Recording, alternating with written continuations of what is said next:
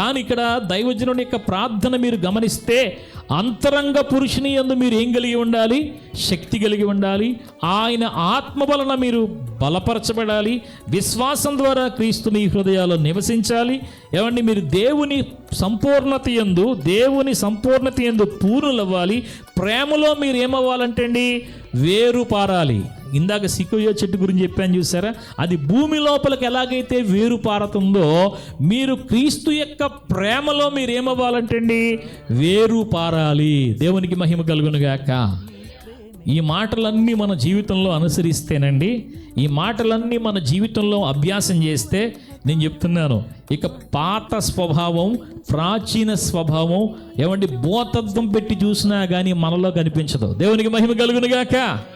అర్థమైందండి? ప్రాచీన స్వభావం అనేది మనలో కనుమరుగైపోతుంది. పాత జీవితం అనేది మనలో మచ్చుకైనా రాదు. కానీ ఈ రోజున ఎలా ఉంది మన పరిస్థితి? సంవత్సరం కొత్తది వచ్చింది కానీ జీవితంలో మళ్ళీ ఏమి చూడలేకపోతున్నాం, కొత్తదనం చూడలేకపోతున్నాం. మళ్ళీ ఏం కనపడుతుంది చెప్పండి మనకి? పాత జీవితమే. అంటే మనలో అది వేళ్ళు ఊనిగిపోయింది కదా. ఆ పాప స్వభావం అనేది ఏమైంది చెప్పండి? వేళ్ళు ఊనిగిపోయిందండి. అందుకని మనం క్రీస్తు ప్రేమలో ఏం చేయబడలేకపోతున్నామంటే వేరు పారలేకపోతున్నాం. మన వేర్లు క్రీస్తు లోపలకంటూ వెళ్లకుండా ఏమండి ఆ పైన మాత్రమే ఉన్నాయి. ఈరోజు మన ఆత్మీయ జీవితం ఎలా ఉందంటే సికోయా చెట్టులాగా బలంగా లేదు. ఒక తోటకూర మొక్కలాగా, గోంగూర మొక్కలాగా.